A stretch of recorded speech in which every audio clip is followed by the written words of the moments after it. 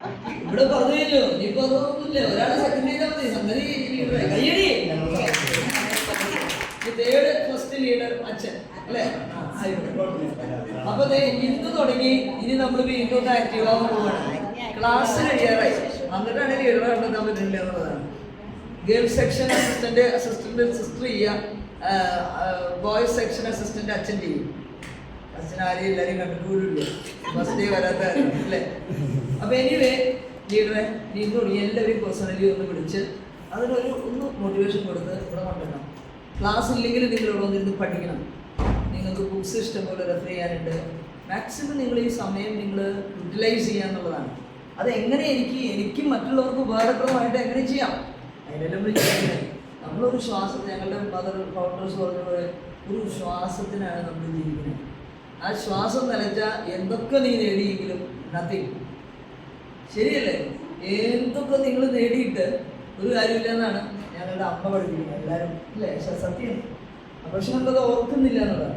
നമ്മൾ നേടുന്നതെല്ലാം ഒഴുകണം, നേടുന്നതെല്ലാം കൊടുക്കണം. കൊടുത്തില്ലെങ്കിൽ അത് ഇങ്ങനെ നശിച്ചവിടെ കിടക്കും. ആർക്കും ഉപകാരമില്ലാണ്ട് ഒരു ദിവസം ചത്ത് മലക്കുമ്പോൾ ഒരു ഉപകാരമില്ലാണ്ട് അത് പോകും. അതിന് എന്ത് കപ്പാസിറ്റി ആണെങ്കിലും എന്ത് കാര്യം, മെറ്റീരിയൽ ആയിട്ടുള്ള കാര്യം ഞാൻ കൊടുത്തില്ലെങ്കിലും അത് നമ്മൾ ചത്ത് ആരെങ്കിലും ഒക്കെ എടുത്ത് ഉപയോഗിക്കും എന്ന് വിചാരിക്കും. ഇമ്മെറ്റീരിയലുള്ള കാര്യങ്ങൾ എങ്ങനെയാണ്? നമ്മൾ കൊടുത്താലേ നമ്മുടെ കയ്യിൽ നിന്ന് പോകുള്ളൂ. തേഞ്ഞ് മരിക്കണം. അല്ലെങ്കിൽ ദൈവം നമുക്ക് തരുന്ന ക്വാളിറ്റീസൊക്കെ ഒന്നുമില്ലാണ്ട് എവിടെയും ഇല്ലാതെ നശിച്ച് എന്നോട് കൂടി നശിച്ചു പോകുന്നത് കഴിഞ്ഞില്ലേ? അപ്പോൾ മാക്സിമം നമുക്ക് എല്ലാവർക്കും ഒരുപോലെ ആർജിക്കാൻ പറ്റില്ല. കാരണം എന്താ? Each person is unique. ഒരാളെ പോലെ വേറൊരാളെ ലോകത്ത് ഇല്ല.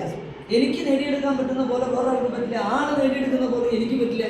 കാരണം ഡിപ്പെൻസ് ഡിഫറെൻറ്റ് ഫാക്ടേഴ്സ്. അതുകൊണ്ട് നമ്മൾ എന്ത് ചെയ്യണം? എനിക്ക് നേടാൻ പറ്റുന്ന ദൈവം എനിക്ക് വേണ്ടി മാത്രം നേടി ഉപയോഗിക്കാനുള്ളതല്ല. ഞാൻ നേടുന്നതൊക്കെ മറ്റുള്ളവർക്ക് ഉപകാരപ്രദമായ രീതിയിൽ. ഇപ്പം നോക്കി, ഒരു വീട്ടമ്മയുടെ കയ്യിൽ ഒരു സാധനം കിട്ടി പല ഡിഷസ് ഉണ്ടാക്കാം. ചക്കക്കുരു തന്നെ ഒരമ്മയ്ക്ക് ഉപ്പേരി മാത്രം വയ്ക്കാൻ അറിയുള്ളൂ. ആ ചക്കക്കുരു വന്ന് ഇത് കൊള്ളില്ല എന്ന് പറഞ്ഞാൽ എല്ലാവരും ഇത് കാട്ടിക്കളയും, ആരും തിന്നാറില്ല. വേറൊരമ്മ എന്ത് ചെയ്യും? ആ ചക്കക്കുരു പിള്ളേർക്ക് മനസ്സിലാക്കാത്ത രീതിയിൽ ചക്കക്കുരു എടുത്ത് ഉണക്കി പൊടിച്ച് അതുകൊണ്ട് പായസം ഉണ്ടാക്കുന്നു, പുട്ടുണ്ടാക്കുന്നു, കറി ഉണ്ടാക്കുന്നു, എന്തെല്ലാം ചട്നി ഉണ്ടാക്കുന്നു, കാപ്പി ഉണ്ടാക്കുന്നു. ചക്കക്കുരു കാപ്പി. ഞാൻ ഒരു വീട്ടിൽ ചെന്നത് എൻ്റെ ചേച്ചി ഇങ്ങനെയാണ്. പിള്ളേർ കഴിക്കാത്ത എല്ലാ ആരോഗ്യമുള്ള സാധനങ്ങളും ഏതെങ്കിലും ലെവൽ, എൻ്റെ അമ്മ അങ്ങനെയാണ്. ഞങ്ങൾ കഴിക്കാത്ത സാധനങ്ങളൊക്കെ ഏതെങ്കിലും രീതിയിൽ അത് ഡിഷസ് ആക്കി അതൊക്കെ ഞാൻ ഇവിടെയും ചെയ്യും. ഇവന്മാർ തിന്നാത്ത സാധനങ്ങളൊക്കെ ഞങ്ങളിവിടെ ഓർഫനേജ് ആണെന്നറിയാലോ. അപ്പോൾ ഞങ്ങൾക്ക് വലിയ വലിയ ലാവിഷായിട്ടുള്ള സാധനങ്ങളൊന്നും കിട്ടില്ല, നോർമൽ സാധനങ്ങളൊക്കെ കിട്ടുള്ളൂ. അപ്പോൾ ഞങ്ങളത് പല രീതിയിൽ, പല വലുപ്പത്തിൽ, പല ഷേപ്പിലൊക്കെ നമ്മൾ കൊടുക്കും.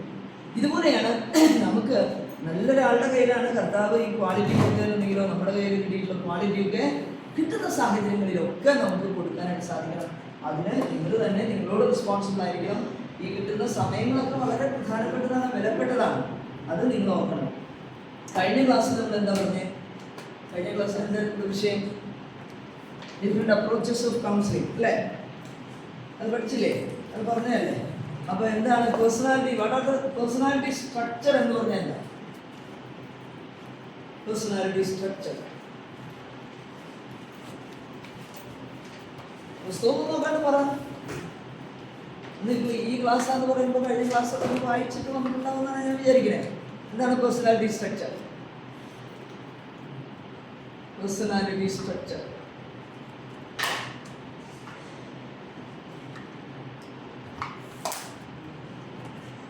ഇത് ആരാ പറഞ്ഞേ? ഇത് ഈഗോ, സൂപ്പർ ഈഗോ. എന്താണ് ഇത്?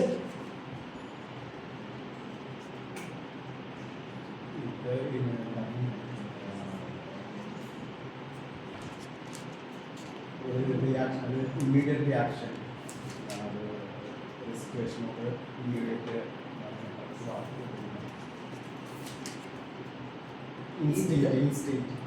instinct, libido, instinct. Yeah. എന്ന് വെച്ചാൽ എന്താണത്? എൻ്റെ ബേസിക് പ്രിൻസിപ്പിൾ എന്താണ് ഇതിൻ്റെ? അതിലെ പ്ലഷർ. Very good. ഇനി ego. What do you mean by ego? Ego.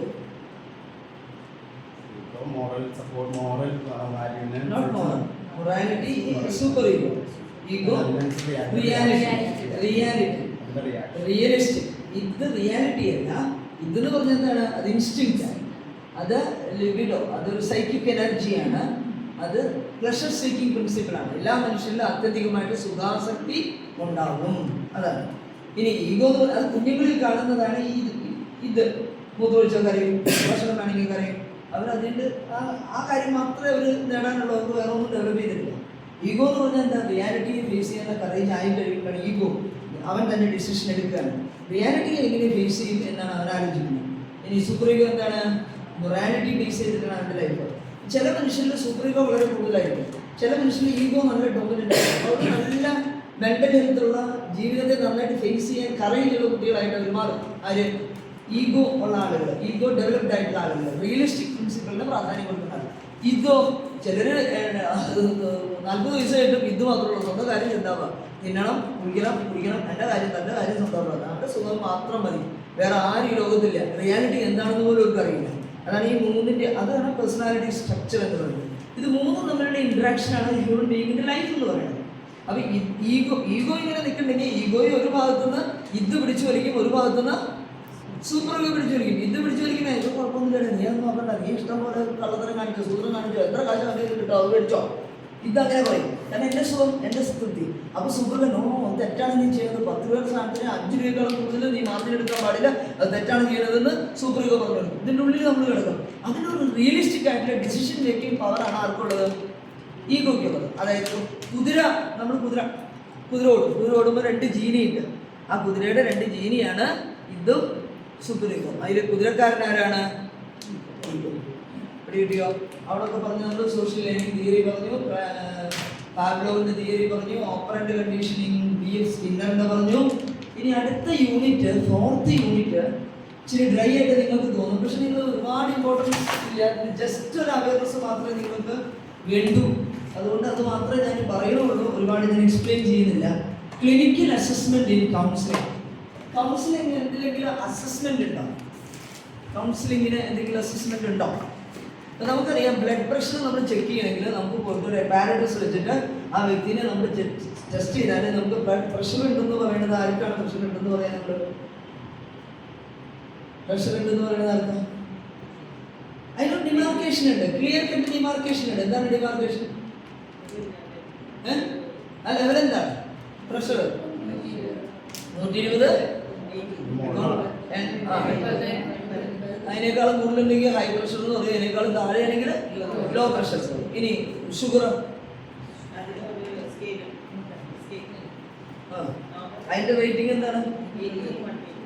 80-120. അപ്പൊ ഫാസ്റ്റിംഗ് 80ക്കാളും കൂടുതൽ വന്നാൽ ഇപ്പൊ 100 ആക്കിയാലും കുഴപ്പമില്ല, 100-നേക്കാളും ഏജ് അനുസരിച്ച് 100-ന് കൂടുതൽ വന്നാൽ നമ്മൾ പറയും ഷുഗർ ഉണ്ട് എന്ന് പറയും. 120-നേക്കാളും കൂടുതൽ ഹൈ ഷുഗർ ആണ്, ഫാസ്റ്റിംഗ് ഷുഗർ, റാൻഡം ഷുഗർ, അത് നിങ്ങൾക്കറിയാം. ഇതുപോലെ മെഡിക്കൽ സയൻസിൽ നമുക്ക് ക്ലിയർ കട്ടായിട്ടുള്ള ഡിമാർക്കേഷൻ ഉണ്ട്. കൗൺസിലിങ്ങിന് നമുക്ക് അങ്ങനെ ഒരു ഡിമാർക്കേഷൻ ഇല്ല. ഒരാൾ ഇത്തിരി മൂഡ് ഓഫ് ആയാൽ ഇരിക്കുന്നത് എന്താണെന്ന് മുഖന്ന് അയ്യാ വല്ലാണ്ടിരിക്കണ്ടല്ലോ, ഓ ഇന്നൊരു സുഖം ഉണ്ടായില്ലല്ലോ, ഇന്നൊരാൾ വന്നിട്ട് ഇങ്ങനെ പറഞ്ഞു, എൻ്റെ ഭാര്യ എന്നെ ഇങ്ങനെ പറഞ്ഞു, അവിടെ ഞാനും ഭാര്യ ഇത്തിരി കശുശീട്ടാണ് വന്നേക്കണം എന്ന് പറയുന്നു. അപ്പോൾ നമുക്ക് ക്ലിയർ കട്ടായിട്ടുള്ള ഒരു അസസ്മെന്റ് കൗൺസിലിങ്ങിനും വേണോ വേണ്ടയോ? വേണം. അപ്പോൾ ക്ലിയർ കട്ടായിട്ടൊന്നും കിട്ടിയില്ലെങ്കിലും ഏകദേശമൊക്കെ നമുക്ക് മനസ്സിലാക്കാൻ പറ്റുന്ന ഒരുപാട് ടൂൾസ് നമ്മുടെ കയ്യിൽ കൗൺസിലിംഗ്കാരും ഉപയോഗിക്കുന്നുണ്ട്. അതെന്തൊക്കെയാണെന്നാണ്, നമുക്ക് എങ്ങനെയൊക്കെയാണ് എന്തൊക്കെയാണെന്നുള്ളതാണ് നമ്മൾ ഇന്ന് പഠിക്കാൻ പോകുന്നത്. ജസ്റ്റ് ഒന്ന് മനസ്സിലാക്കാം. അതിൽ വളരെ പ്രധാനപ്പെട്ട അപ്പോൾ സൈക്കോളജിക്കൽ ടെസ്റ്റ് ഇസ് ടൂൾ. അതൊരു ടൂളാണ്. എന്തിനു വേണ്ടിയിട്ട്? ഒരു സ്പെസിഫിക് പർപ്പസിന് വേണ്ടി നമ്മൾ കണ്ടുപിടിച്ചിട്ടുള്ള ചില ടൂൾസാണ് ഈ സൈക്കോളജിക്കൽ ടെസ്റ്റ് എന്ന് പറയുന്നത്. പ്രധാനമായി എന്തൊക്കെയാണത്? Testing, assessment and diagnosis. ആദ്യം ഒന്ന് ടെസ്റ്റ് ചെയ്യുക, ടെസ്റ്റ് ചെയ്തിട്ട് അസസ് ചെയ്യുക, അസസ് ചെയ്തിട്ട് ഒരു ഡയഗ്നോസിസിലെത്തുക. അതാണ് integral component of counselling process. ഒരു കൗൺസിലിംഗ് പ്രോസസ്സിൽ നമുക്ക് നമ്മുടെ മുമ്പിൽ വന്നിരിക്കുന്ന വ്യക്തിയെ കുറിച്ച് നമുക്ക് ചില ടെസ്റ്റുകൾ കൊടുത്ത് ഒരു അസസ്മെന്റ് എടുത്ത് നമുക്കൊരു ഡയഗ്നോസിസ് സാധ്യമാണ്. പിടിയോ? അതിനെ പറ്റിയ കുറേ ടെസ്റ്റുകൾ ഇന്ന് നമുക്ക് അവൈലബിൾ ആണ്. അത് കൗൺസിലേഴ്സ് സാധാരണ ഉപയോഗിക്കും. എഫിഷ്യൻ്റ് ആയിട്ടുള്ള പഠിച്ചിട്ടുള്ള ആളുകൾക്ക് അത് ഉപയോഗിക്കാം. എല്ലാവർക്കും പോയിട്ട് ടെസ്റ്റുകൾ ഇൻട്രൊഡ്യൂസ് ചെയ്യാൻ പറ്റില്ല. ടെസ്റ്റുകൾ കൃത്യമായിട്ട് പഠിച്ചാൽ തന്നെ ടെസ്റ്റുകൾ ഇൻട്രൊഡ്യൂസ് ചെയ്യാൻ പാടുള്ളൂ. അല്ലാണ്ട് ആരെങ്കിലുമൊക്കെ അവിടെയൊക്കെ പറഞ്ഞാൽ ക്വസ്റ്റ്യൻ ഇന്ന റിസൾട്ട് ഇന്നതാണെന്ന് പറഞ്ഞ് നമ്മൾ വിധി എഴുതിയാൽ ചിലപ്പോൾ ഒരു വ്യക്തിയുടെ ജീവിതം തന്നെ അതിൻ്റെ പേരിൽ നമ്മൾ കൊളാക്കി കളയും. അപ്പം ചിലപ്പോൾ ഒരു IQ ടെസ്റ്റ് നമ്മൾ കൊടുത്താൽ ആ കുട്ടി ചിലപ്പോൾ IQ ടെസ്റ്റിന് നമുക്ക് മാർക്ക് 80-നേക്കാളും കൂടുതൽ വന്നാൽ അല്ലെങ്കിൽ 120-നേക്കാളും കൂടുതൽ വന്നാൽ വെരി ജീനിയസ്. 120 എന്നൊക്കെ പറഞ്ഞാൽ ജീനിയസ് ആണ്.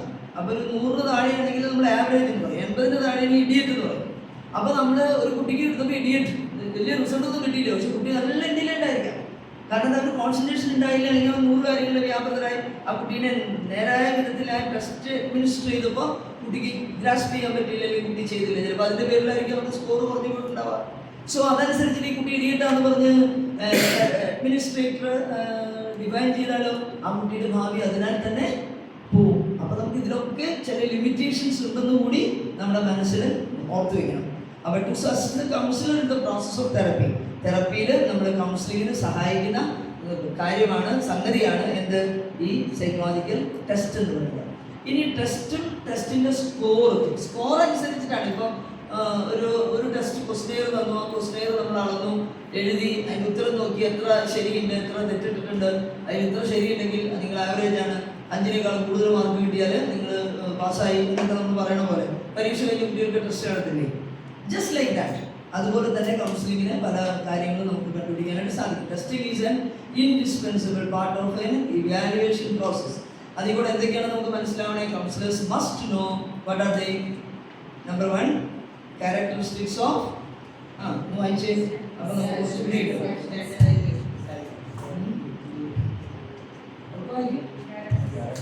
Question characteristics of standardisation sample.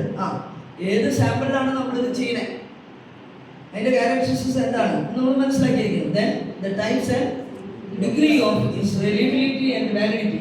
എന്താണ് റിലയബിലിറ്റി, എന്താണ് വാലിഡിറ്റി എന്ന് പറഞ്ഞാൽ? റിലയബിലിറ്റി വിശ്വാസ്യത. ഞാൻ ചെയ്യുന്നൊരു ടെസ്റ്റ് കൊണ്ട് ആ ടെസ്റ്റ് ഉദ്ദേശിക്കുന്ന സാധനം അളക്കാൻ പറ്റുന്നുണ്ടോ, അതിന് വിശ്വാസ്യതയുള്ളതാണ് ആ ടെസ്റ്റ്. അത് വെറുതെ കുറേ ക്വസ്റ്റ്യൻസ് അവിടെ നമ്മൾ നോക്കിയിട്ട് ക്വസ്റ്റ്യൻ ചോദിച്ചിട്ട് നമുക്ക് ഉത്തരം കിട്ടുമോ? നമ്മൾ ഉദ്ദേശിക്കുന്ന കാര്യം തന്നെ അതിന് വിശ്വാസ്യതയുള്ളതാണോ, അതാണ് റിലയബിലിറ്റി. വാലിഡിറ്റി അത് വാലിഡാണ്. നമ്മൾ ഉദ്ദേശിക്കുന്ന കാര്യം അളന്ന് തിട്ടപ്പെടുത്തി കൃത്യമായിട്ട് വാലിഡ് ആയിട്ടുള്ള ഒരു ഉത്തരം നമുക്ക് കിട്ടുമോ ഈ ക്വസ്റ്റ്യൻ ചോദിച്ചാൽ. നമ്മൾ നോർമൽ ലൈഫിൽ നമ്മൾ ചോദിക്കണം, നീ എന്ത് പറയണം, അങ്ങനെ പോണോ, നമുക്ക് എന്നാ കിട്ടി, അങ്ങനെ പോകണമെന്ന് പറഞ്ഞു, ഒന്നും കിട്ടിയില്ല. അപ്പോൾ നമുക്ക് കിട്ടാൻ പറ്റും. അല്ല പോലെ എനിക്ക് സ്കൂളിൽ പഠിക്കുന്നു, സ്കൂളിൽ എങ്ങനെ പോകണം, നന്നായി പോകണം, ടീച്ചേഴ്സൊക്കെ വളരെ നല്ലതാണ്. അപ്പോൾ എനിക്ക് ഇംഗ്ലീഷിൽ എത്ര മാർക്ക് ഉണ്ട്, അത് പറഞ്ഞ കാര്യമില്ല, ഞാൻ തോറ്റു. അപ്പോൾ പിന്നെ ആദ്യം പറഞ്ഞ ഉത്തരം. അപ്പം ഞാൻ ചില കാര്യത്തിൽ സ്പെസിഫിക് ക്വസ്റ്റ്യൻ ചോദിച്ചാൽ എനിക്ക് ഉത്തരം കിട്ടുള്ളൂ. അപ്പം ഞാൻ ചോദിക്കുന്ന ചോദ്യം കൃത്യമായിട്ടുള്ള ഉത്തരം എനിക്ക് കിട്ടാവുന്ന രീതിയിലാണോ, ഞാൻ വാലിഡ് ആയിട്ടുള്ള ഒരു ടെസ്റ്റാണോ ഉണ്ടാക്കിയിട്ടുള്ളത്. അപ്പോൾ അത് കൗൺസിലർ പറഞ്ഞിരിക്കണം. Then reliability and validity of comparable test. അപ്പോൾ നമുക്കത് കമ്പയർ ചെയ്യാനായിട്ട് പറ്റണം. മറ്റു ആളുകളുടെ റിസൾട്ടും എൻ്റെ റിസൾട്ടും തമ്മിൽ എനിക്ക് കമ്പയർ ചെയ്യാൻ പറ്റുന്നത്. Scoring procedures. ഒരു ടെസ്റ്റിന് ഒരു സ്കോറിംഗ് പ്രൊസീജിയർ ഉണ്ട്, മെത്തേഡ് ഓഫ് അഡ്മിനിസ്ട്രേഷൻ ഉണ്ട്. തോന്നിയ പോലെ നമുക്ക് ചെയ്യാൻ പാടില്ല. ഇത്ര മിനിറ്റിനുള്ളിൽ ഇത്ര ക്വസ്റ്റ്യൻസിന് നമ്മൾ ഇത് ചെയ്യണം. അപ്പോൾ കുട്ടികൾക്ക് നമ്മൾ 2 മണിക്കൂർ സമയമാണ്. അപ്പോൾ ആ 2 മണിക്കൂർ നമ്മൾ കുട്ടികൾക്ക് കൊടുക്കുന്നു, അതിനുള്ളിൽ അവർ അത് ഉത്തരം ചെയ്യണം. അപ്പോൾ അതിൻ്റെ ഒരു മെത്തേഡ് ഓഫ് അഡ്മിനിസ്ട്രേഷൻ ഉണ്ട്. അത് നമ്മൾ പറഞ്ഞാണോ കൊടുക്കണേ, ക്വസ്റ്റ്യനെയർ ആണോ കൊടുക്കണേ, അതിനൊരു അഡ്മിനിസ്ട്രേഷൻ പ്രോസസ് ഉണ്ട്. ദെൻ എല്ലാ ടെസ്റ്റുകൾക്കും അതിൻ്റെതായ ലിമിറ്റേഷൻ ഉണ്ട്, അതിൻ്റെതായ സ്ട്രെങ്ത് ഉണ്ട്. പിടിയിട്ട് സ്ട്രെങ്ത്തിൻ്റെ ലിമിറ്റേഷൻ ഉണ്ട്. കാണാൻ പറ്റുന്നില്ല അല്ലേ, ഞാൻ മാറി നിൽക്കണം. ഇനി അടുത്തതാണ് ക്വാളിറ്റീസ് ഓഫ് ഗുഡ് ടെസ്റ്റ്. ഇതൊന്നും നോട്ട് ചെയ്ത് വെച്ചു. ഇത് ഇതിൻ്റെ പ്രധാനപ്പെട്ട ചോദ്യമായിരിക്കണം. ഇത് നിങ്ങൾക്ക് ഒരു ഷോർട്ട് നോട്ടൊക്കെ വരാവുന്നതാണ്. കുറേ ചോദ്യങ്ങളൊന്നും ഈ ചാപ്റ്ററിൽ നിന്ന് വരില്ല, കാരണം നമ്മളൊരു ബേസിക് സ്റ്റഡി ഉള്ളൂ, ഒരു റിസർച്ച്, ഒരു ഡോക്ടറേറ്റ് ഒന്നും അല്ല. ഡോക്ടറേറ്റ് ആണെങ്കിൽ നമ്മളിത് വളരെ കൂലംകഷമായിട്ട് കൃത്യമായിട്ട് നമ്മൾ പഠിക്കണം. MPhil ഒക്കെ ആണെങ്കിൽ ഇതൊന്നും ഡിപ്ലോമ കോഴ്സ് ആയിരുന്നു, അത്ര ഭയങ്കരമായിട്ടൊന്നും പഠിക്കണം, പക്ഷെ ഇത് അറിഞ്ഞിരിക്കും അതിനാണ്. അപ്പോൾ നമുക്ക് ക്വാളിറ്റീസ് ഓഫ് നല്ലൊരു ടെസ്റ്റ് എങ്ങനെയാണ് നമുക്ക് തീരുമാനിക്കാൻ പറ്റുക. നല്ലൊരു ടെസ്റ്റ് ആണെങ്കിൽ അതിന് നല്ല വാലിഡ് ആയിരിക്കും, നല്ല വാലിഡിറ്റി വേണം. എന്താണ് validity? The degree to which a test measures what it is suppose to measure. എന്ത് മെഷർ, ഇപ്പം IQ ടെസ്റ്റ് ചെയ്യാനാണ് ഞാൻ ഈ ക്വസ്റ്റ്യൻ കൊടുക്കണമെന്നുണ്ടെങ്കിൽ ആ ക്വസ്റ്റ്യനെയർ ആൻസർ ചെയ്താൽ അതിൽ നിന്ന് IQ എന്താണെന്ന് മനസ്സിലാക്കാൻ പറ്റണം. അല്ലെങ്കിൽ ഈ ആള് ഒരു പോസിറ്റീവ്, ഒരു ഇൻട്രോവേർട്ട് ആണോ എക്സ്ട്രോവേർട്ട് ആണോ എന്ന് അറിയാനായിട്ട് ഞാനൊരു ടെസ്റ്റ് കൊടുക്കുകയാണ്. ഇൻട്രോവേർട്ട് എന്ന് പറഞ്ഞാൽ എന്താണ്? കൂടുതലിനാണ്. എക്സ്ട്രോവേർട്ടോ ഔട്ട് ഗോയിങ് നല്ല എക്സ്ട്രോവേർട്ട് ആണ്. എന്താണ് മലയാളത്തിൽ ബഹിർമുഖൻ. ഇൻട്രോവേർട്ട് എന്ന് പറഞ്ഞാൽ അന്തർമുഖൻ. അപ്പൊ അതിനെ പറ്റി ക്വസ്റ്റ്യൻസ് ഞാൻ കൊടുക്കുന്ന ക്വസ്റ്റ്യൻ ഞാൻ ഉദ്ദേശിക്കുന്ന സാധനം തന്നെ എനിക്ക് തിരിച്ച് തരുന്നുണ്ടോ? അപ്പോൾ ഔട്ട് ഗോയിങ് എന്നുള്ളതിന് 2-3 ക്വസ്റ്റ്യൻ എന്ന് പറഞ്ഞാൽ നിങ്ങൾ ഈ ഒരാൾ ഔട്ട് ഗോയിങ് ആണോ എന്ന് അറിയാനായിട്ട് പറ്റിയ 2-3 ക്വസ്റ്റ്യൻ വെറുതെ നിങ്ങളൊന്ന് പറഞ്ഞു. ഒരു ടെസ്റ്റ് ഉണ്ടാക്കാനും കുറച്ചൊക്കെ നമുക്കൊരു ഐഡിയ ഉണ്ടാവണ്ടേ? പറ. നിന്റെ സോഷ്യൽ റിലേഷൻഷിപ്പ് എങ്ങനെ? നിനക്ക് കൂട്ടുകാരുണ്ടോ? Very good. നിനക്ക് എത്ര കൂട്ടുകാരുണ്ട്? നീ പതിവായി കൂട്ടുകാരുടെ കൂടെ ഉല്ലസിക്കാൻ പോകാറുണ്ട്? അപ്പോൾ ഒന്നും പോകാറുണ്ട്.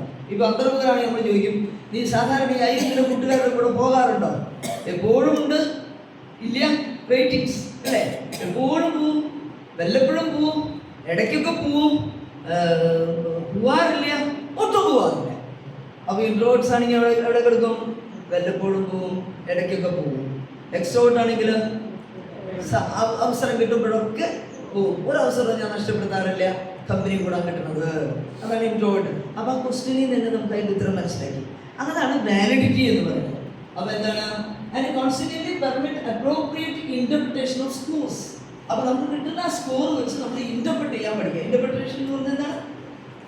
വ്യാഖ്യാനിക്കാൻ നമ്മൾ പഠിക്കും. Then there are 4 types of validity.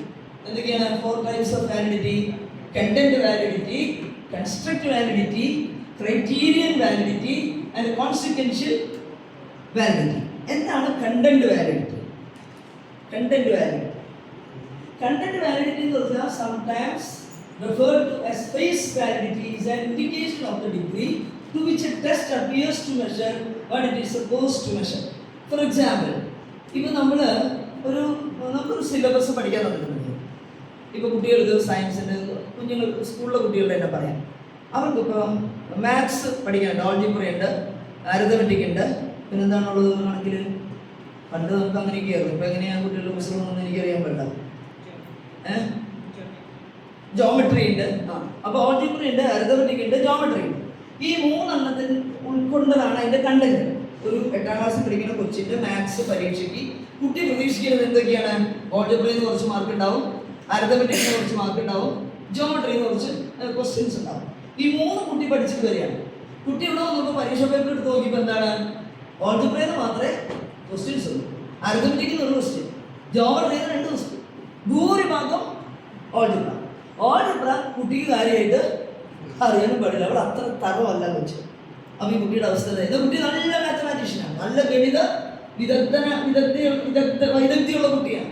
പക്ഷെ കുട്ടിക്ക് ഈ പരീക്ഷയിൽ മാർക്ക് കുറഞ്ഞു. കാരണം എന്താണ്? കുട്ടിക്ക് പരീക്ഷയ്ക്ക് ബുദ്ധിയില്ലാഞ്ഞിട്ടാണോ? കണക്കറിയാഞ്ഞിട്ടാണോ? പിന്നെന്താ പറ്റിയ? കണ്ടന്റ് വാലിഡിറ്റി ഇല്ല. ആ ക്വസ്റ്റ്യനെയറിന് കണ്ടന്റ് വാലിഡിറ്റി ഇല്ല. അപ്പൊ വേണമെന്നുണ്ടെങ്കിൽ ആ പിള്ളേരെ എല്ലാവരും കൂടി ഒത്തുകൂടി ഒരു കേസ് കൊടുത്താൽ തീർച്ചയായിട്ടും ആ കേസ് വിജയിക്കും. 2ാമത് പരീക്ഷ നടത്താൻ കോടതി പറയും. കാരണം കണ്ടന്റ് വാലിഡിറ്റി ഇല്ല. ഇനി നമുക്ക് 9 യൂണിറ്റ് ഉണ്ട് പരീക്ഷയ്ക്ക്. ഈ 9 യൂണിറ്റിൽ നിന്ന് 2 യൂണിറ്റിൽ നിന്ന് മാത്രം 2 അധ്യായത്തിൽ നിന്ന് മാത്രമേ പരീക്ഷയ്ക്ക് ഉത്തരം നമ്മൾ നോക്കിയുള്ളൂ. നമുക്ക് ഈ 9 ചാപ്റ്ററിനും കൂടി ഏതാണ്ട് ഈക്വൽ ആയിട്ട് ക്വസ്റ്റ്യൻസ് വന്നാലാണ് ഒരു നല്ല സ്റ്റുഡന്റ് ആരാണെന്ന് മനസ്സിലാക്കാൻ പറ്റുള്ളൂ. കാരണം അതിന് കണ്ടന്റ് വാലിഡിറ്റി ഉണ്ട്. 9 യൂണിറ്റിന് ക്വസ്റ്റ്യൻ ഇല്ലെങ്കിൽ നമ്മളെന്ത് പറയും? അതിന് കണ്ടന്റ് വാലിഡിറ്റി ഇല്ല. അപ്പൊ കണ്ടന്റ് വാലിഡിറ്റി എന്താണെന്ന് മനസ്സിലായോ? പിടികിട്ടിയോ? ഇനി അടുത്തത് നിങ്ങൾ ഉദാഹരണത്തിന് നോട്ട് ചെയ്ത് വയ്ക്കണം. അപ്പൊ നിങ്ങൾ പരീക്ഷയ്ക്ക് എഴുതുമ്പോൾ ഇതൊന്നും കിട്ടിയില്ലെങ്കിൽ ഉദാഹരണം ഇങ്ങനെ എഴുതി വയ്ക്കും. അപ്പൊ നമുക്ക് മനസ്സിലാവും ഈ മനുഷ്യന് അത്യാവശ്യം വിവരമുണ്ടെന്ന് മനസ്സിലാവും. അടുത്തത് കൺസ്ട്രക്റ്റ് വാലിഡിറ്റി. എന്താണ് construct validity? The degree to which a test measures an intended hypothetical construct such as empathy or intelligence.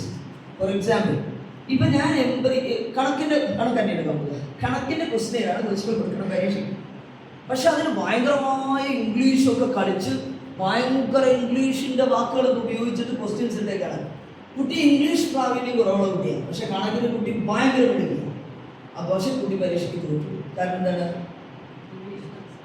എന്താണ്? ഇംഗ്ലീഷിന്റെ ഭയങ്കര കേളിയായിരുന്നു ഈ കുട്ടിയിൽ.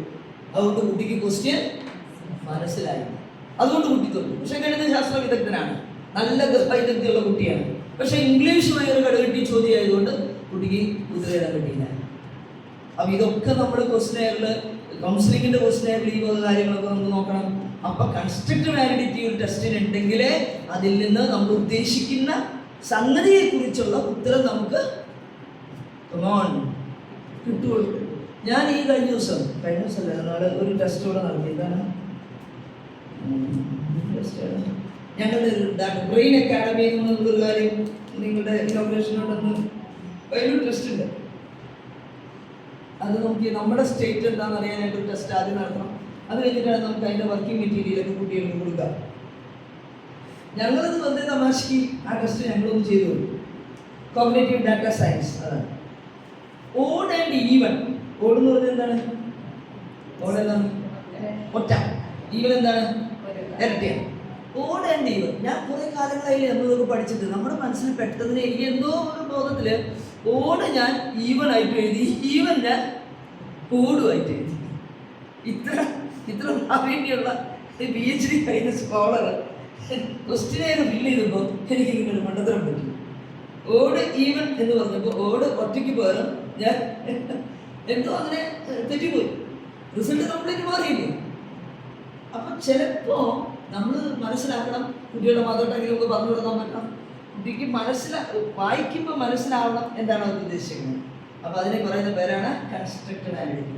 ഇതെടുത്തത് criterion validity refers to the comparison of test scores with a person's actual performance and certain skill across time and situation. Criterion validity ഇപ്പോൾ ഒരു അതിൻ്റെ ഒരു criteria, അതായത് ഒരു വ്യക്തി വന്നിട്ടുള്ള ഒരു പ്രത്യേക സിറ്റുവേഷനിൽ ഒരാൾ വന്നേക്കണേ, ആ സിറ്റുവേഷനിലേക്ക് ഈ ടെസ്റ്റ് ഉപകരിക്കുന്നതാണ്. ആ ക്രൈറ്റീരിയ ഫുൾഫിൽ ചെയ്യാൻ പറ്റുമോ? അങ്ങനെയാണെങ്കിലേ നമുക്ക് ആ ടെസ്റ്റ് ആൾക്ക് കൊടുക്കാൻ പറ്റുള്ളൂ. ഒരു ഡിപ്രസീവ് സിറ്റുവേഷനായിട്ട് വന്നിട്ടുള്ള ആൾക്ക് ഭയങ്കര ആക്റ്റീവായിട്ടുള്ളൊരു ടെസ്റ്റ് കൊടുത്താൽ ആൾക്ക് ഒന്നും ഗുരുമാറില്ലേ? അപ്പോൾ അതിൻ്റെ ക്രൈറ്റീരിയ വന്നിട്ടുള്ള വ്യക്തിയുടെ സിറ്റുവേഷൻ അനുസരിച്ച് കൊടുക്കാൻ പറ്റിയത് ആണോ? അതാണ് ക്രൈറ്റീരിയൻ വാലിഡിറ്റി. ഇനി കോൺസിക്വൻഷ്യൽ വാലിഡിറ്റി. എന്താണ് കോൺസിക്വൻഷ്യൽ? ടെസ്റ്റ് സ്കോർ ഇന്റർപ്രറ്റ് ചെയ്താൽ നമുക്ക് ശരിക്കും പറഞ്ഞാൽ നമ്മൾ വിചാരിക്കുന്ന കോൺസിക്വൻസസ് നമുക്ക് ഇന്റർപ്രിട്ടേഷൻ നമുക്ക് സാധ്യമാണ്. നമ്മൾ ഈ ടെസ്റ്റിന്റെ സ്കോർ ഇന്റർപ്രറ്റ് ചെയ്താൽ നമ്മൾ വിചാരിക്കുന്നത് പോലെ ആ സംഗതിക്ക് ഒരു ഉത്തരം നമുക്ക് കിട്ടുമോ? അതിന്റെ കോൺസിക്വൻസ് എന്താണ്? ആ കോൺസിക്വൻസിൽ നമുക്ക് ടെസ്റ്റിന്റെ റിസൾട്ട് തന്നെ നമുക്കറിയാം. ഇംഗ്ലീഷിൽ കുട്ടിക്ക് 2 കിട്ടിയ കുട്ടിയെ നമുക്കറിയാം, കുട്ടിക്ക് 2 കിട്ടിയുള്ള കുട്ടി തോറ്റു. കുട്ടിക്ക് 60-ൽ 50 മാർക്ക് കിട്ടി നമ്മൾ ആ കുട്ടി ഭയങ്കരമായിട്ട്. അപ്പോൾ ടെസ്റ്റിന്റെ റിസൾട്ട് കണ്ടിട്ട് നമുക്ക് ഇന്റർപ്രറ്റ് ചെയ്യാൻ പറ്റണം. അതാണ് കോൺസിക്വൻഷ്യൽ വാലിഡിറ്റി. ഇനി അടുത്തത് റിലയബിലിറ്റി. ഞാൻ പറഞ്ഞു നേരത്തെ റിലയബിലിറ്റി എന്താണെന്ന് പറഞ്ഞു. എന്താണ് റിലയബിലിറ്റി?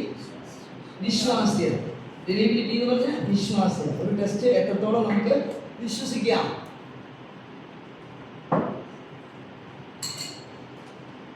എത്രത്തോളം വിശ്വസിക്കാം.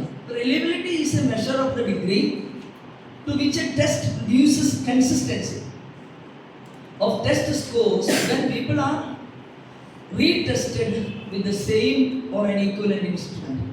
അതായത് ഇപ്പോൾ നമ്മുടെ റിലയബിലിറ്റി ഇപ്പോൾ ഓൾറെഡി ആറ്റിറ്റ്യൂഡ് മെഷർ ചെയ്യാനുള്ള അല്ലെങ്കിൽ എക്സ്ട്രോവേർഷൻ ഇൻട്രോവേർഷൻ എടുക്കാം, അത് മെഷർ ചെയ്യാനുള്ള ഒരു ടെസ്റ്റ് പണ്ടേ സ്റ്റാൻഡർഡൈസ് ചെയ്തൊരു ടെസ്റ്റ് ഉണ്ട്. ഞാനൊരു പുതിയ ടെസ്റ്റ് ഉണ്ടാക്കുക. അപ്പോൾ ഞാൻ എൻ്റെ PhD ഉണ്ടാക്കിയത് MBTI എന്ന് പറഞ്ഞ ടെസ്റ്റ് മലയാളത്തിൽ സ്റ്റാൻഡർഡൈസ് ചെയ്തെടുത്തു. എൻ്റെ PhD-യുടെ ഒരു വർക്കാണ്. MBTI എന്ന് പറഞ്ഞാൽ മയേഴ്സ് ബ്രിഗ്സ് ടൈപ്പ് ഇൻഡിക്കേറ്റർ എന്ന് പറയുന്ന ഒരു ടെസ്റ്റാണ്, പേഴ്സണാലിറ്റി ടെസ്റ്റാണ്. അതിലിപ്പോൾ എക്സ്ട്രോവേർഷൻ ഇൻട്രോവേർഷൻ നമുക്ക് കൃത്യമായിട്ട് പിടികിട്ടും. ഇപ്പോൾ ഇംഗ്ലീഷ് ടെസ്റ്റ് അമേരിക്കയിൽ സ്റ്റാൻഡർഡൈസ് ചെയ്തതാണ്. അപ്പോൾ അമേരിക്കയിലെ സ്റ്റാൻഡർഡൈസ് ടെസ്റ്റ് ഇന്ത്യൻ സിറ്റുവേഷന് വിശ്വാസ്യതയുള്ളതാവോ? ആവോ? ഇല്ല, ആവില്ല. കാരണം കൾച്ചർ ഭയങ്കര വ്യത്യാസമാണ്. കൾച്ചർ നമ്മുടെ സ്വഭാവമായിട്ട് വളരെ ബന്ധപ്പെട്ട് കിടക്കുന്നതാണ്. ഇവിടെ പബ്ലിക് റോഡിൽ വെച്ച് ഒരു ആണും പെണ്ണും കൂടി ഫ്രണ്ട്സ് ആണെന്ന് പറഞ്ഞ് കെട്ടിപ്പിടിച്ച് ചുണ്ടുമ്പോൾ വെച്ച് നമ്മൾ പറയും ഒറ്റ പ്രാന്തത്തിൽ തെറ്റി കാണിക്കുന്നതിന് മുമ്പ് വീടില്ലേ എന്ന് നമ്മൾ ചോദിക്കും. അമേരിക്കയിൽ നമ്മളൊരു ഗേൾ ഫ്രണ്ട് ബോയ് ഫ്രണ്ട് കണ്ടാൽ റൂം വെച്ചില്ലെങ്കിൽ നമ്മൾ പറയാം ഉറങ്ങാത്തിയെന്ന് പറയുമല്ലോ. നിങ്ങൾക്ക് വ്യത്യാസം മനസ്സിലാവണ്ട. അപ്പോൾ ഇൻട്രോവേർട്ട് ആണെങ്കിലും അമേരിക്കയിൽ ഈ സംഗതി ചെയ്യും, കാരണം എൻ്റെ ഫ്രണ്ടാണ്. ഇവിടെ അങ്ങനെയല്ല. ചുംബന സമരമൊക്കെ നമ്മുടെ നാട്ടിൽ വെച്ചില്ലേ. അപ്പോൾ ഞാൻ കൊടുക്കുന്ന ടെസ്റ്റ് റിലയബിലിറ്റി ആണെങ്കിൽ ഇതിന് മുമ്പ് ഇപ്പോൾ ഒരു ടെസ്റ്റ് ഉണ്ടെങ്കിൽ ആ ടെസ്റ്റിൽ അളന്ന സാധനം ഈ ടെസ്റ്റിലും ഈ കുട്ടിക്ക് ഇതേ വാരിയബിളിൽ അത്രയും റിസൾട്ട് കിട്ടിയോ? എത്ര മനസ്സിലായ? ഈ ആൾക്ക് കൊടുത്തപ്പോഴും ആ ആൾക്ക് കൊടുത്തപ്പോഴും എനിക്ക് ഇപ്പോൾ ഗീതയ്ക്ക് തന്നെ ഞാൻ പേഴ്സണാലിറ്റിയുടെ ഒരു ടെസ്റ്റ് മുന്നേ ഉള്ള എക്സ്ട്രോവേർഷൻ ഇൻട്രോവേർഷൻ മാത്രം അറിയുന്ന ഒരു ടെസ്റ്റ് ഞാൻ തന്നു. ആ ടെസ്റ്റിൽ നിങ്ങൾക്ക് എക്സ്ട്രോവേർഷൻ ഇത്ര മാർക്കാണ് കിട്ടിയത്, ഇൻട്രോവേർഷൻ ഇത്ര മാർക്ക് കിട്ടി. ഞാൻ പുതിയതായിട്ട് ഉണ്ടാക്കിയ ടെസ്റ്റ് ഞാൻ നിങ്ങൾക്ക് വീണ്ടും തന്നു. അതിനോടനുബന്ധിച്ചുള്ള റിസൾട്ട് കിട്ടിയില്ലെങ്കിൽ എൻ്റെ ടെസ്റ്റ് റിലീബിൾ അല്ല. പറഞ്ഞ് മനസ്സിലായ? ടെസ്റ്റ് റിലീബിൾ ആവണമെന്നില്ല. കാരണം ആ ടെസ്റ്റ് ഇതുവരെ സ്റ്റാൻഡർഡൈസ് ചെയ്ത ടെസ്റ്റ് കൊടുത്തപ്പോൾ ഇത്രയും ഉത്തരം കിട്ടി. ആ ആൾക്ക് ഇതേ ടെസ്റ്റ് കൊടുക്കുമ്പോൾ അതേ ഉത്തരം തന്നെ കിട്ടണം. അതാണ് റിലീബിലിറ്റി എന്ന് പറയുന്നത്, വിശ്വാസ്യത. ഇനി അടുത്തത് standardisation. Standardization refers to the uniform conditions under which a test is administered and scored. Standardization makes possible the comparison of the individual successive scores. അതായത് ഇപ്പം അമേരിക്കയിൽ നടന്നൊരു ടെസ്റ്റ് അവിടെ സ്റ്റാൻഡർഡൈസ് ചെയ്തത്, അവിടുത്തെ ജനങ്ങളെ നോക്കിയിട്ട് ഉണ്ടാക്കിയ ടെസ്റ്റ് അവിടെ സ്റ്റാൻഡർഡൈസ് ചെയ്തു. അവിടെ അത് ഇവിടെ കൊണ്ടുവന്ന് ഇൻട്രൊഡ്യൂസ് ചെയ്താൽ എന്താവില്ല, ശരിയാവില്ല. അതേ ടെസ്റ്റ് ഞാൻ ഇവിടെ കൊടുക്കണം. ഇവിടെ ഞാൻ എന്ത് കൊടുക്കണം? റാൻഡംലി കുറേ ആളുകൾക്ക് കൊടുക്കണം. അത് കൊടുത്തിട്ട് അതീന്ന് ഞാനൊരു സ്റ്റാൻഡേർഡ് ഉണ്ടാക്കണം. ആ ടെസ്റ്റ് ആ സ്റ്റാൻഡേർഡ് വെച്ചിട്ടാണ് ഇപ്പോൾ ഒരു ഇൻഡിവിജ്വലിന് കൊടുക്കുന്ന ടെസ്റ്റ് ഞാൻ കമ്പയർ ചെയ്യുക. അപ്പോഴാണ് ആ ടെസ്റ്റ് സ്റ്റാൻഡേർഡൈസ്ഡ് എന്ന് പറയാൻ പറ്റുള്ളൂ. ആ സ്റ്റാൻഡർഡൈസേഷൻ നടന്നില്ലെങ്കിൽ, ഇപ്പോൾ ഫോർ എക്സാമ്പിൾ ഞാൻ എന്ത് ചെയ്തു എന്ന് വെച്ചാൽ 60 കപ്പിളിനെടുത്തു. എൻ്റെ PhD-ക്ക് 60 കപ്പിളിനെടുത്തു. ഈ 60 കപ്പിളിനും എന്ത് ചെയ്തു? അമേരിക്കയിലെ ടെസ്റ്റ്, അമേരിക്കയുടെ MBT ടെസ്റ്റ് ഇംഗ്ലീഷിലുള്ളത്, ഇംഗ്ലീഷും മലയാളം അറിയുന്ന ആളുകളെ കണ്ടുപിടിച്ചു. എന്നിട്ട് ഞാനത് മലയാളീകരിക്കണം. മലയാളത്തിൽ സ്റ്റാൻഡേർഡൈസ് ചെയ്തെടുത്താലാണ് എനിക്ക് ആ ടെസ്റ്റ് ഉപയോഗിക്കാൻ പറ്റുള്ളൂ ഇവിടെ. അപ്പം ഞാൻ ആ കപ്പിൾസിനെ കണ്ടെത്തിയിട്ട് 3 തരം കപ്പിളിനെ എടുത്തു. എങ്ങനെ? കൗൺസിലിംഗ് ആവശ്യമുണ്ട്, ഞങ്ങൾക്ക് ഒരുമിച്ച് പോകണമെന്ന് ആഗ്രഹിക്കുന്ന ആളുകൾ, ഞങ്ങൾക്ക് ഒരുമിച്ച് പോവേ വേണ്ട, തിരിഞ്ഞാൽ മതി എന്ന് ആഗ്രഹിക്കുന്ന ആളുകൾ, ഞങ്ങൾ ഒരുമിച്ച് സന്തോഷമായിട്ട് ജീവിക്കുന്നു എന്ന് ക്രെഡിറ്റ് പറയുന്ന കപ്പിൾസ്. അങ്ങനെ 90 കപ്പിളിനെ എടുത്തു. ഇംഗ്ലീഷും മലയാളം സ്റ്റാൻഡർഡൈസ് ചെയ്യാനത് എടുത്തില്ല, അത് വർക്കിനെ എടുത്തേണ്ട. സ്റ്റാൻഡർഡൈസ് ചെയ്യാനെടുത്തത് 60 വ്യക്തിക്ക് വെറുതെ ഇംഗ്ലീഷും മലയാളം അറിയുന്ന ആളുകൾക്ക് 60 ഇംഗ്ലീഷ് കൊടുത്തു. കണ്ടൊരു റിസൾട്ട് കിട്ടി. അത് കഴിഞ്ഞിട്ട് അവർക്ക് ഞാൻ ഉണ്ടാക്കിയ ക്വസ്റ്റ്യൻ കൊടുത്തു. അപ്പോൾ റിസൾട്ട് കിട്ടി. ഇത് രണ്ടും കൂടി ടെസ്റ്റ് ചെയ്തു, സ്കോർ ചെയ്തു. അപ്പോൾ നമുക്ക് മനസ്സിലായി, അതായത് നമ്മൾ സ്റ്റാറ്റിസ്റ്റിക്സ് ഉപയോഗിച്ചിട്ടാണ് ഇത് കണ്ടുപിടിക്കണേ, ഇത് എത്രത്തോളം സാമ്യമുണ്ടെന്ന് അറിയാനായിട്ട്. അപ്പോൾ അതിൽ ചിലത് നമുക്ക് റിലേഷൻ കിട്ടി, ചിലത് നമുക്ക് റിലേഷൻ കിട്ടിയില്ല. അപ്പോൾ നമുക്ക് മനസ്സിലായി എൻ്റെ ക്വസ്റ്റ്യൻ ശരിയാവണ്ണം വന്നിട്ടില്ല. അപ്പോൾ വീണ്ടും ആ ക്വസ്റ്റ്യൻ നമ്മൾ എടുത്തിട്ട് അത് റിജക്റ്റ് ചെയ്തു. ആ റിജക്റ്റ് ചെയ്യുമ്പോൾ ആ ക്വസ്റ്റ്യൻ എടുത്തിട്ട് വീണ്ടും നമ്മൾ മാറ്റി എഴുതി അത് ആ ഉത്തരം കിട്ടുന്ന രീതിയിൽ നമ്മൾ അതിനെ ആക്കണം. അത്രയും നമുക്ക് പണിയുണ്ട് സ്റ്റാൻഡർഡൈസേഷൻ എന്ന് പറയുമ്പോൾ. അപ്പോൾ അതാണ് സ്റ്റാൻഡർഡൈസേഷൻ കൊണ്ട് ഉദ്ദേശിക്കുന്നത്. ഇനി ക്ലാസിഫിക്കേഷൻ ഓഫ് ടെസ്റ്റ്. എന്തൊക്കെയാണ് ക്ലാസിഫിക്കേഷൻ ഓഫ് ടെസ്റ്റ്?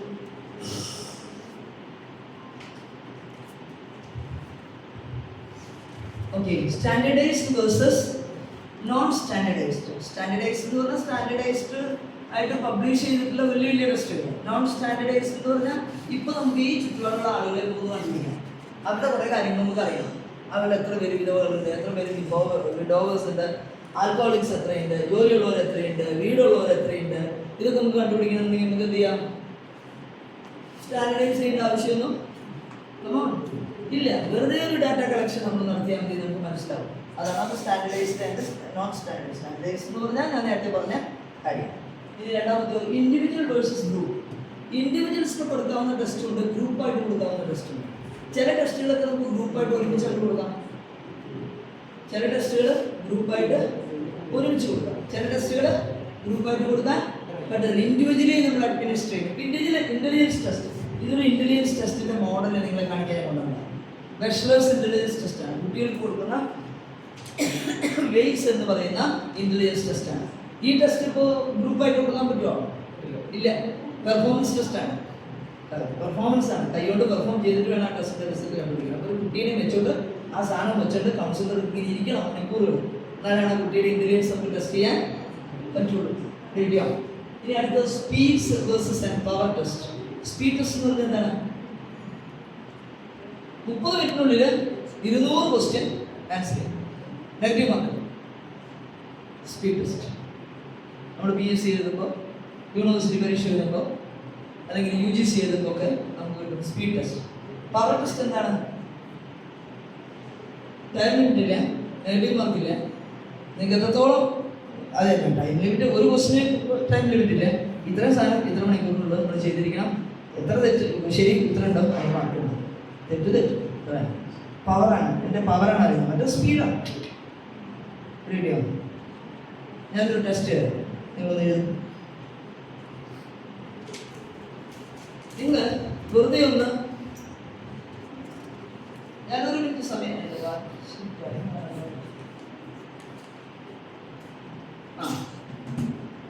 ഞാനൊരു ടൈം തരാം. ഒരു മിനിറ്റ് സമയം തരും. അര മിനിറ്റ് സമയത്തിൽ വെറുതെ നിങ്ങൾ ഇൻറ്റു കൊടുക്കണം, മാക്സിമം ഇൻറ്റു കൊടുക്കണം. റെഡി? 1 2 3 സ്റ്റാർട്ട്.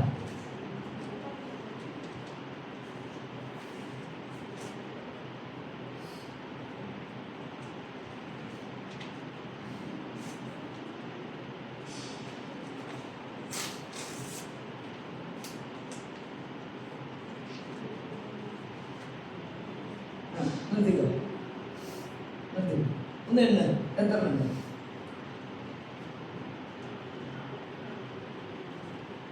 മിനിറ്റും സെക്കൻഡ് പറയുന്ന വാച്ചല്ല.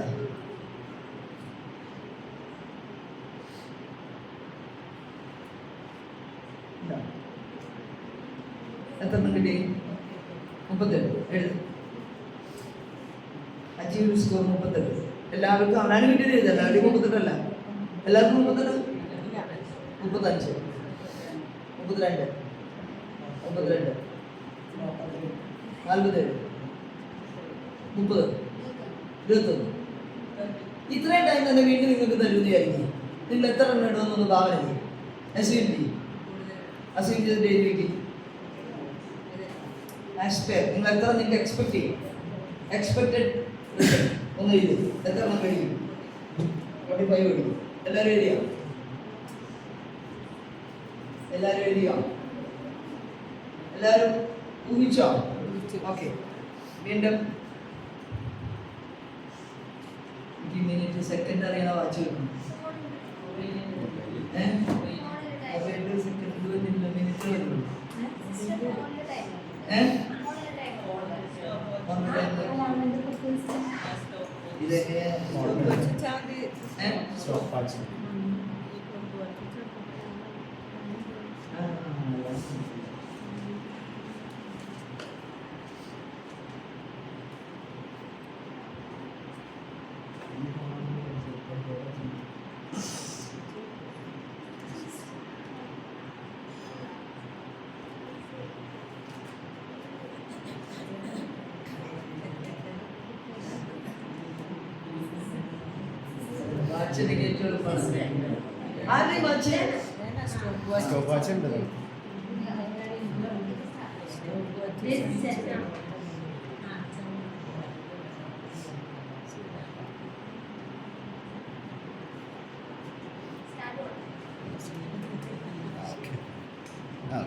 കട്ട് ചെയ്താ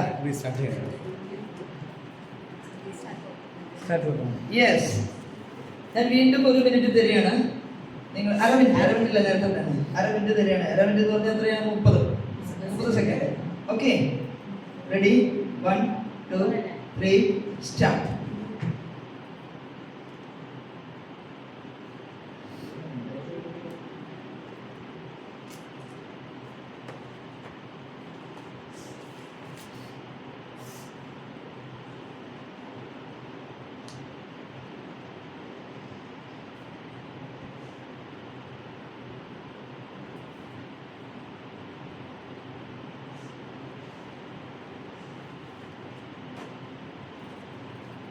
Okay. Can you go?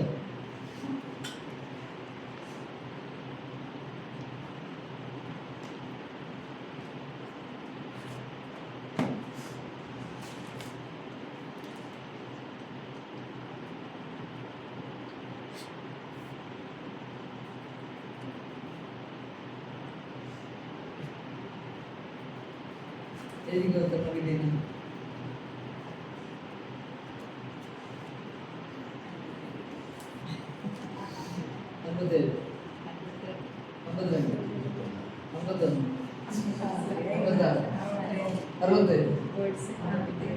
Ambil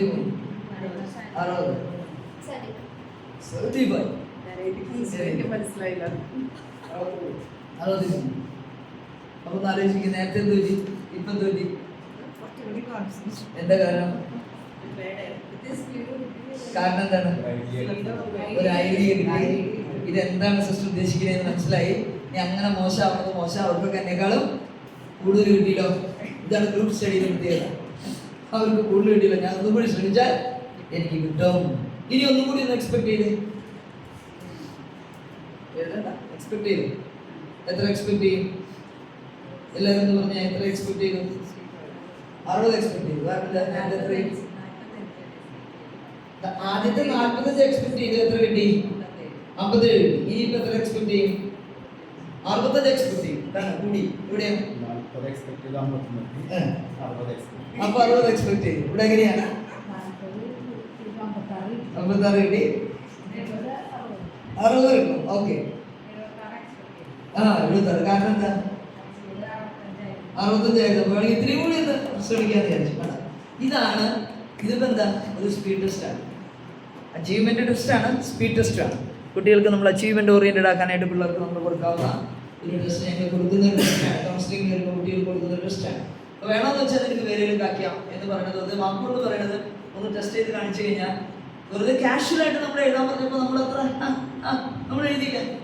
ഇതൊരു ടെസ്റ്റ് ആണെന്ന് തോന്നുന്നുണ്ടെങ്കിൽ നമ്മുടെ എല്ലാ സാധനവും കൂടി. അതാണ് അതിൻ്റെ പ്രത്യേകത. അപ്പോൾ speed and power test. Performance versus paper pencil test. Performance എന്ന് പറഞ്ഞാൽ എന്താണ്? പെർഫോമൻസ് ടെസ്റ്റ് കഴിവ് പരിശോധിക്കുക. പെർഫോമൻസ്, ഇയാളുടെ പെർഫോമൻസ് എത്രയും. അപ്പൊ നമ്മൾ ഇന്റലിജൻസ് ടെസ്റ്റ് ചെയ്യുമ്പോൾ കുട്ടികൾക്ക് നമ്മൾ ബ്ലോക്ക് കൊടുക്കും. കുട്ടികൾക്ക് നമ്മൾ ഈ ബ്ലോക്കുകൾ വെച്ചിട്ട് നമ്മൾ ഒരു കാര്യം ഉണ്ടാക്കാൻ പറഞ്ഞാൽ കുട്ടികൾ പെർഫോം ചെയ്യും. മനസ്സിലാക്കണം. പേപ്പർ പെൻസിൽ ടെസ്റ്റ് എന്ന് പറഞ്ഞാൽ നമ്മൾ ചോദ്യം കൊടുത്ത് ഉത്തരം എഴുതിപ്പിക്കും. കാർഡുകൾ കൊടുക്കുന്നത് പെർഫോമൻസ് ടെസ്റ്റാണ്. ഇന്റലിജൻസിന്റെ പെർഫോമൻസ് ടെസ്റ്റാണ്. ഇതൊക്കെ നമ്മൾ കൊടുത്ത് കുട്ടികളെ കൊണ്ട് ഓരോ രൂപവും സംഗതിയൊക്കെ ഉണ്ടാക്കിപ്പിക്കും. ബ്ലോക്കുകൾ കൊടുത്ത് നമ്മൾ ചെയ്യും. അതാണ് നമുക്ക് പെർഫോമൻസ് ടെസ്റ്റ് എന്ന് പറയുന്നത്. പേപ്പർ പെൻസിൽ ടെസ്റ്റ് എന്ന് പറഞ്ഞാൽ ശരിയിട്, റൈറ്റിട്, തെറ്റിട്, ഒബ്ജക്റ്റീവ് ടൈപ്സ് ക്വസ്റ്റ്യൻസ് ഒക്കെ നമുക്ക് പെർഫോമൻസ് അല്ല, അത് നമ്മൾ ക്ലിക്ക് ചെയ്ത് പോകണം. പെർഫോമൻസ് എന്ന് പറഞ്ഞാൽ നമ്മുടെ ക്രിയേറ്റിവിറ്റി അതിലുണ്ട്. ഇനി അടുത്തത് ഒബ്ജക്റ്റീവ് വേഴ്സസ് സബ്ജക്റ്റീവ്. ഒബ്ജക്റ്റീവ് എന്ന് പറഞ്ഞാൽ എന്താണ്? Objective type questions. നാലെണ്ണം തരും, അതിൽ ശരിയായത് നീ റൈറ്റ് ഇടണം എന്നൊക്കെ പറഞ്ഞു. ചോയ്സ് ശരിയാണോ തെറ്റാണോ അതൊക്കെ. സബ്ജക്റ്റീവ് എന്ന് പറഞ്ഞാലോ ഡിസ്ക്രിപ്റ്റീവ് ആണ്, സബ്ജക്റ്റീവ് ആണ്. അത് ഞാൻ തന്നെ ഓരോരുത്തരുടെ ടെസ്റ്റ് ഉത്തരവും വ്യത്യാസമാണ്. ഇനി മാക്സിമം വേഴ്സസ് ടിപ്പിക്കൽ പെർഫോമൻസ്. നീ ഇപ്പൊ കണ്ടത് മാക്സിമം ടെസ്റ്റ് ആണ് അല്ലെ? മാക്സിമം എത്ര കിട്ടും? ചിലത് ടിപ്പിക്കൽ പെർഫോമൻസ് ആണ്. ഇന്ന രീതിയിൽ തന്നെ ചെയ്യണം എന്ന് പറയും. അപ്പൊ നമുക്ക് ബോൾ വേണമെങ്കിൽ ഇവിടെ ഇങ്ങനെ ഇട്ടാൽ അതിൽ വീഴും. അപ്പൊ നമ്മൾ ടെസ്റ്റ് കൊടുക്കുന്നത് ഇതിലിടാൻ പറ്റില്ല, നീ അതിലെ പോയിട്ട് ഇതിലെ പോയിട്ട് അതിലിടണം. അതൊരു ടിപ്പിക്കൽ ടെസ്റ്റാണ്. അല്ലാണ്ട് എനിക്ക് തോന്നിയ പോലെ ഇടാൻ പറ്റില്ല. എൻ്റെ മാക്സിമം കഴിവല്ല, മറിച്ച് ആ പറയുന്ന രീതിയിൽ നമ്മൾ ആ കാര്യം ചെയ്യും. നോം വേഴ്സസ് ക്രൈറ്റീരിയൻ ബേസ്ഡ്. ഒരു നോം ഉണ്ടാവും, അതാണ് ഈ നോം എന്ന് പറയുന്നത്. അത് നോമുമാണ്, ഒരു നോം ഉണ്ട്. ആ നോം അനുസരിച്ച് നമ്മളത് ചെയ്യണം. ഇനി കാറ്റഗറീസ് ഓഫ് ടെസ്റ്റ്. എന്തൊക്കെ കാറ്റഗറീസ് ആണ് നമ്മൾ കൗൺസിലിംഗിൽ ഉപയോഗിക്കുന്ന ടെസ്റ്റുകൾ? ഒന്ന് ഇന്റലിജൻസ് ഓർ ആപ്റ്റിറ്റ്യൂഡ്. ഇന്റലിജൻസ് പറഞ്ഞാൽ എന്താണ്? ബുദ്ധി പരീക്ഷ. ആപ്റ്റിറ്റ്യൂഡ് നമ്മുടെ ടേസ്റ്റ്, ആപ്റ്റിറ്റ്യൂഡ്. പേഴ്സണാലിറ്റി എന്ന് പറഞ്ഞാൽ എന്താണ്? എൻ്റെ ക്യാരക്ടർ, എൻ്റെ വിചാരങ്ങൾ, ചിന്തകൾ ഒക്കെ മനസ്സിലാക്കുക, സ്വഭാവങ്ങൾ മനസ്സിലാക്കാനുള്ള ടെസ്റ്റാണ് പേഴ്സണാലിറ്റി. അച്ചീവ്മെന്റ് എന്ന് പറഞ്ഞാൽ ഇപ്പം ഞാൻ തന്നൊരു അച്ചീവ്മെന്റ് ടെസ്റ്റാണ്. അച്ചീവ്മെന്റ് എന്ന് പറഞ്ഞാൽ എന്താണ്? Achievement oriented. എനിക്ക് എത്രത്തോളം വിജയിക്കാനായിട്ട് സാധിക്കും. ബെക്ക് ഡിപ്രഷൻ ഇൻവെന്ററി. ഈ ആൾക്കെന്തോളം ഡിപ്രഷൻ ഉണ്ടോ? ക്ലിനിക്കൽ ഡിപ്രഷൻ ആണോ? അതോ ഇപ്പൊ പെട്ടെന്നേ ഉണ്ടായ ഒരു വീട്ടിലെ ഇൻസിഡന്റിലുള്ള ഡിപ്രഷൻ ആണോ? മരുന്ന് കൊടുക്കേണ്ട ഡിപ്രഷൻ ആണോ? അതോ കൗൺസിലിംഗ് കൊണ്ട് മാറുന്ന ഡിപ്രഷൻ ആണോ? അത് മനസ്സിലാക്കാനാണ്. MBTI ഞാൻ നേരത്തെ പറഞ്ഞാണ്. മയേഴ്സ് ബ്രിഗ്സ് ടൈപ്പ് ഇൻഡിക്കേറ്റർ എന്ന് പറയുന്നത് പേഴ്സണാലിറ്റി ടെസ്റ്റാണ്. പേഴ്സണാലിറ്റി ടൈപ്പോളജി വിഭാഗത്തിൽപ്പെട്ട ടെസ്റ്റാണ്. ഇനി അടുത്തത് സൈക്കോളജിക്കൽ ടെസ്റ്റ്. സൈക്കോളജിക്കൽ ടെസ്റ്റ് എന്ന് പറഞ്ഞാൽ എന്താണ്? To assess the characters of the people. നമ്മുടെ മുമ്പിൽ വരുന്ന ആളുകളുടെ സ്വഭാവം മനസ്സിലാക്കാനായിട്ട് നമ്മൾ ഉപയോഗിക്കുന്ന ഒരു ടെസ്റ്റാണ്. അതിൻ്റെ താഴെ പറയണമൊക്കെ ഈ ഇത്ര നേരം പറഞ്ഞ കാര്യങ്ങൾ തന്നെയാണ് സൈക്കോളജിക്കൽ ടെസ്റ്റ് എന്ന് പറയുന്നത്. അത് നമുക്ക് ഇതിനെ അളന്ന് തൂക്കി മനസ്സിലാക്കാൻ പറ്റുന്നതല്ല. കാര്യങ്ങൾ കൊടുത്ത് നമ്മൾ ഡിസ്ക്രിപ്റ്റീവായിട്ട് കാര്യങ്ങൾ കൊടുത്ത് മനസ്സിലാക്കാൻ ടെസ്റ്റുകളാണ് സൈക്കോളജിക്കൽ ടെസ്റ്റ് എന്ന് പറയുന്നത്. ഇന്റലിജൻസ് ടെസ്റ്റ് എന്ന് പറയുന്നത് ഐഡന്റിഫൈങ് ഇൻഡിവിജ്വൽസ് ഡിഫറൻസസ്. ഈ ആള് ആ ആളിൽ നിന്ന് എത്രത്തോളം ഡിഫറെന്റ് ആണ് അത് നമുക്ക് മനസ്സിലാക്കാനായിട്ട് സാധിക്കും. ലിംഗ്വിസ്റ്റിക് ഇന്റലിജൻസ്, എന്തൊക്കെ തരം ഇന്റലിജൻസ് ഉണ്ട്? ലിംഗ്വിസ്റ്റിക് എന്ന് പറഞ്ഞാൽ എന്താണ്? ലാംഗ്വേജ്. പിന്നെ ലോജിക്കൽ മാത്തമാറ്റിക്കൽ ഇന്റലിജൻസ്, കണക്കിന് എന്തോളം അഭിരുചി ഈ കുട്ടിക്കുണ്ട്. ഈ കുട്ടീനെ കണക്ക് പഠിപ്പിക്കാൻ വിട്ടാൽ വിജയിക്കുമോ? അടുത്തതോ സ്പേഷ്യൽ ഇന്റലിജൻസ്. എല്ലാം പുസ്തകത്തിലുണ്ട് കേട്ടോ, ഞാനൊന്നും വേറെ എഴുതിയിട്ടില്ല, ഒക്കെ അതിലുണ്ട്. എക്സ്പ്ലനേഷൻ നിങ്ങൾക്ക് മലയാളത്തിൽ വേണമെങ്കിൽ ജെമിനിയിൽ തന്നെ അടിച്ചു കൊടുത്തിട്ട് എനിയുടെ മലയാളം വേർഷൻ എന്ന് പറഞ്ഞാൽ മലയാളം ഭംഗിയായിട്ട് ജെമിനി തരും. ഓക്കെ, ജെമിനി നിങ്ങളെ പരിചയപ്പെടുത്തിയില്ലേ ഞാൻ അന്ന്? ഞാൻ കഴിഞ്ഞ ക്ലാസ്സുകളൊക്കെ ഇട്ടിട്ട് ഞാൻ നിങ്ങൾക്ക് ഇട്ടിട്ടുണ്ടായിരുന്നു. അതുപോലെ നിങ്ങളത് എടുത്ത് നോക്കണം. അതിന് അറിയാത്ത ഒരു കുട്ടികളോട് പറഞ്ഞിട്ട്